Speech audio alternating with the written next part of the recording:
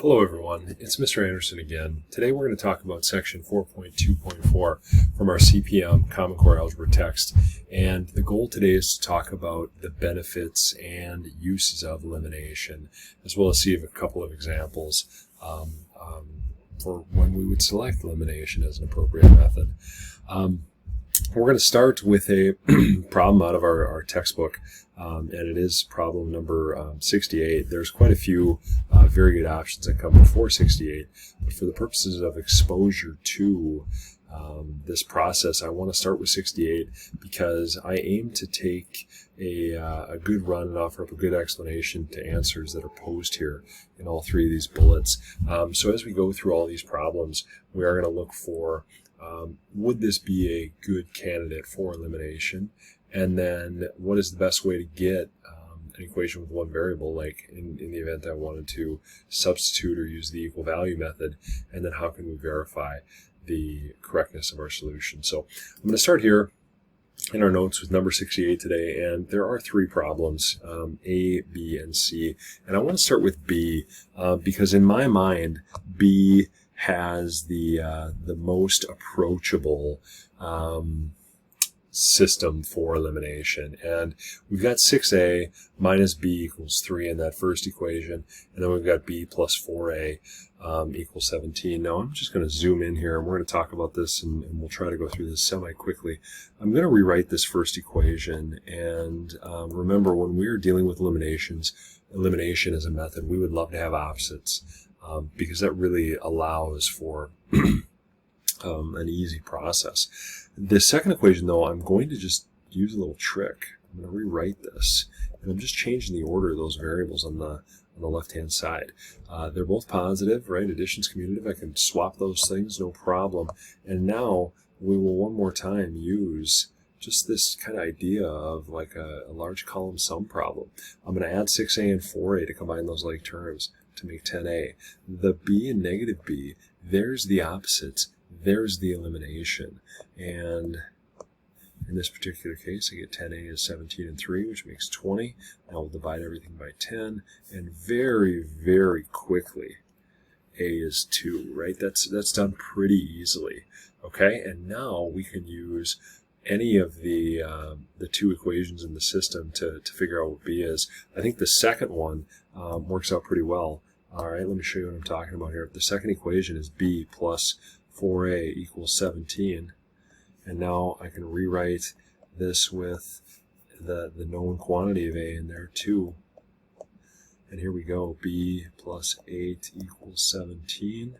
It's like saying what number plus 8 gives me 17. Subtract 8 from both sides, and I get b equals 9. Okay, so I've got two solutions. A is 2 and b is 9. Here is the solution to my system. All right, we can check this, of course, by plugging these in and checking out and see if it works in both the first and second equation, and it will. Right, I did this one ahead of time.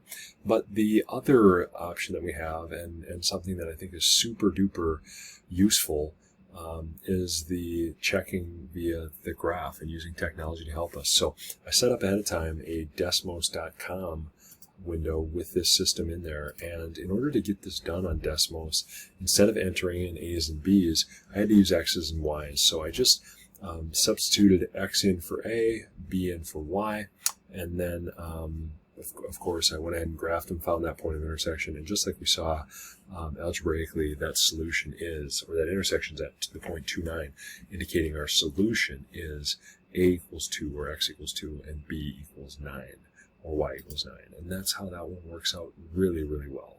Okay? A couple other things that we're going to see in terms of using elimination as a method. I'll back over here and look at A, and in A we've got another system, M and N, but we don't have opposites here. So elimination may not be the best method, at least not right now, but if I do this, this might help me out. Okay, watch this. I'm going to take this entire equation and I'm going to multiply it by 1. I'm sorry. I'm going to multiply by -1. And the top equation is not going to change, so I'm just going to rewrite that one. But let me show you what impact this has on the bottom equation. All right, because this is a pretty pretty cool thing for us to do. If I distribute, and I'll show the distribution down here, negative 1 times 3m, the only thing that does is it changes the sign. And then negative 1 times 2n, let's see, plus negative 2n. And then negative 1 times negative 2 makes us a positive 2. Now watch this. Because right here, I created some opposites. And that's what's going to make elimination work for us here.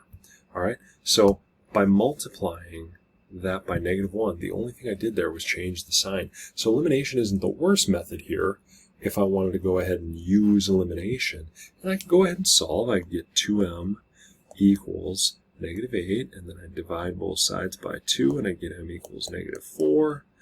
Right, there's one solution, and then I can plug it back in, and I can get negative 20 plus 2n equals negative 10, and I could solve over here, and I'm going quickly, and I'm not showing all my work, and I get n equals 5, right, and that one's going to work out, all right, and if you aren't sure, you can check and see if your equation balances, all right.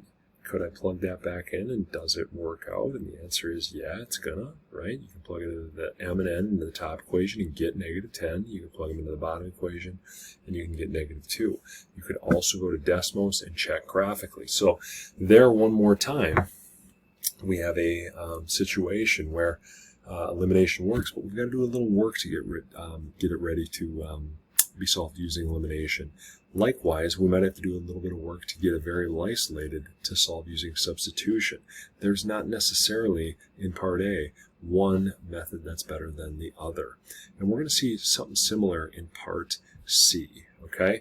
Instead of multiplying by something in part C that's just a negative to change that sign, I'm going to notice that I already have opposites here.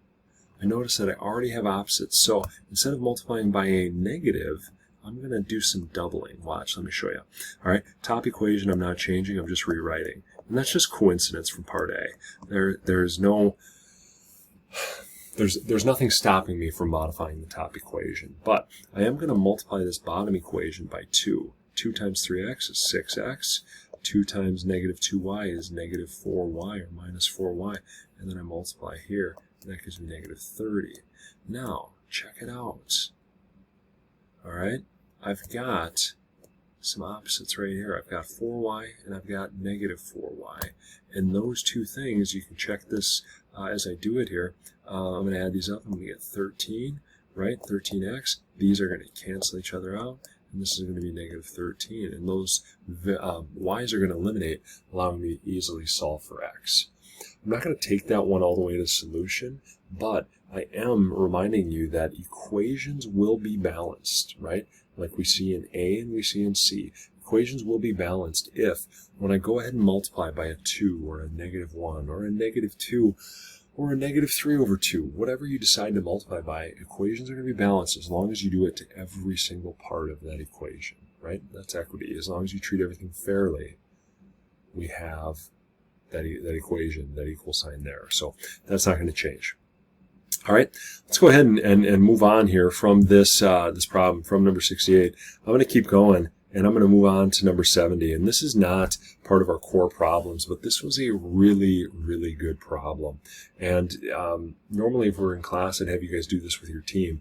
But today I'm going to help you through this because there's some cool things that can happen with a system like this, right? It does say a new challenge, meaning this one might be a little harder.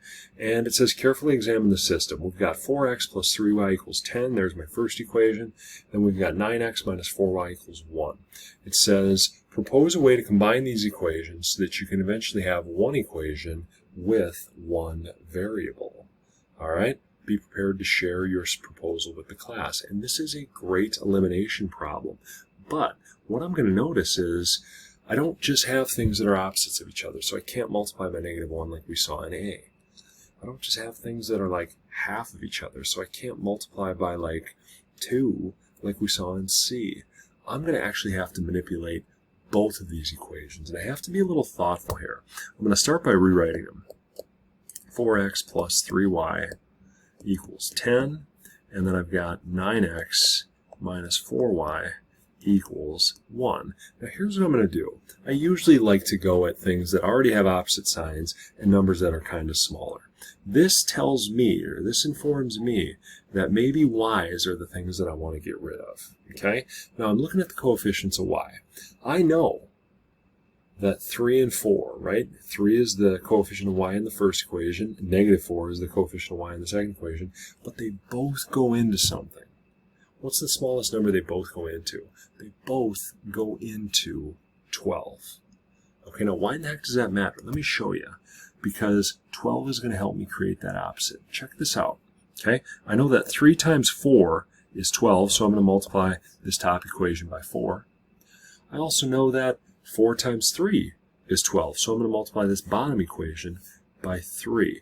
And right now you might be looking at this going, Anderson, you are cracked. What is this going to do for us? Well, let me show you.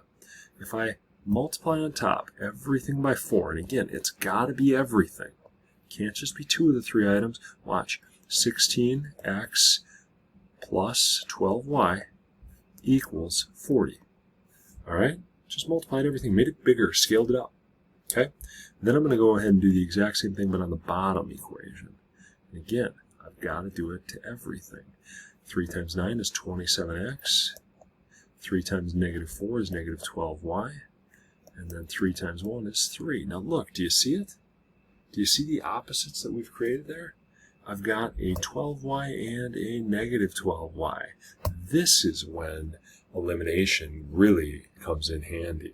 But I did have to do a little bit of work and a little thinking ahead of time. I had to recall what I knew about some common least common multiples, right? All right, now we're going to add these items up, and everything else is going to work out, I think, just fine. 16 and 27, let's see, 3 and 1, 43. And that's going to work out. These are going to cancel, and this is going to be 43 as well. I think you guys can see what's going to happen. I'll divide both by 43. I'll divide both by 43, and I get x is equal to 1. There is one part of the solution to my system. Okay, now I still have to solve for y, and I can take that x equals 1, and I can go back and do my originals, right? I'm going to go into the original equations because that's where the numbers are smaller. So I'm going to go back up here. Let's see, if I know x is 1, it's 4 times 1 plus 3y, 3y equals 10.